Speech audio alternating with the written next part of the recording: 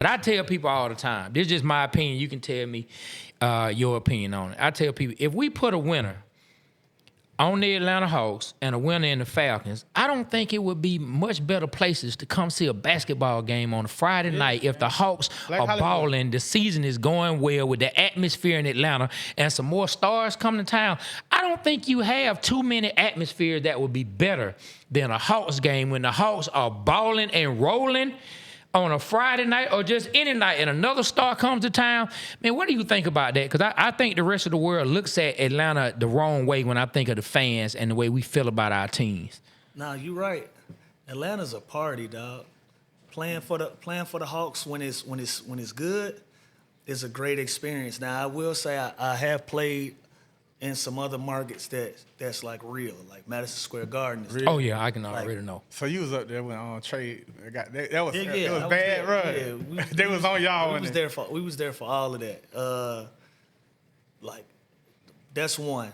Dallas is another one that when they rolling, they got a great crowd. Like it's a lot of different places. Memphis is one. When they got a good team, Memphis. Crazy. Yeah. Man, what? Yeah. Like got a great crowd. It's some markets. One of the unsung heroes of the league right now is Oklahoma City.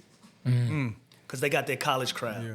They got their college crowd and they respect and they appreciate their basketball. So but Atlanta is a party. All right, I know what I was gonna say. Like it's a different type of vibe, man. Know. So listen, they got an opportunity to do it, man. I hope they do. Well, I'm sorry we keep you so long, but I know what I want to say. Good. Two, vice versa. Who did you posterize that you can remember, and who posterized you? Zach Randolph is one I can remember. That you posterized? Yeah. Oh, it was a good one. You done so tell us about it. It was a turnover, and I was young, and I was still jumping 42 inches off the ground at that time. Yeah. And I just caught him under the rim. Did he say anything? Did we ever say, man, you got me? The funny thing is, Zebo and my brother tight. And so after I dunked on him, we at the free throw line. And he said, hey, young blood, what? Come on, bro, we supposed to be family. What's that about, young? Come on, we supposed to be better than that, young blood. He had to do me like that. You know? That was a good one. I dunked on UD in the playoffs. When they had the big three going at that time. Okay. You know, so when they was the Heatles, when they was the Heatles, I called UD during that era. That was a good one for me too. Man, there's a couple of them out there. You got me thinking now. I ain't trying to take up too much of your airtime. No, man, go ahead. We want this. Because we're going to clip it. We're going to show it. Yeah. Well, you can get started with Zebo. You can get started with UD for sure. Tyler Harrisbro got dunked on when I was a Hawk. It's a few. So what about, did somebody get you? I know ain't nobody get you, Lou. Yeah, but don't nobody care you dunked on my little. That ain't a body for real. That's a good job. Yeah, you're supposed to dunk on 6'2". That's a good job. Way to go, buddy. Yeah. Man, I asked about a misconception with Iverson, but to talk about Trey one last time, like, what are the misconceptions out there that fans need to know about Trey? Because a lot of people that I run across and I see comments, people don't think Trey is a team guy. Yeah. Can you share them any misconceptions that they may have with Trey, things that you know? Yeah. What I say to that is definitely a team guy. Also a young guy that we got to start from the beginning. Let's just see how we was bringing him up. Like since Trey came into the city, he's been the guy.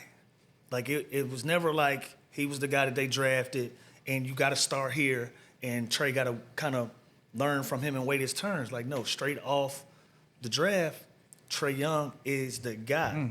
Then you give him 4 different head coaches right away. You understand? Like, then you give him different teams. Like, he's never had an opportunity to really have the structure a lot of these stars have been afforded. And I'm not making excuses. Nah, you making it make sense to me. These are the facts, though. Like, you've never gave him the stability to be any of those things. So when you get to year 6 and year 7, you're going to be a little guarded too now. You're going to be a little stingy too now because I don't know who's staying, who going no more. Only thing I know for sure is I ain't. Yeah. So if this my thing, then I gotta protect it best I can because I don't know what's happening. So the first time that y'all gave him some stability, he take you to the Eastern Conference Finals. Yeah. Speaking of that, And then what he have the next year? He got one coach and he gone Yep, again. And it's gone so again. it's like, you know, for me, it's passionate because not only did I play for the Hawks, I was a Hawks fan growing up, and I played with Trey. So I know every piece of it. Yeah, you do. Yeah. You know what I'm saying? So as much of the responsibility that the city wanna give Trey, the organization got to share some Yeah. too.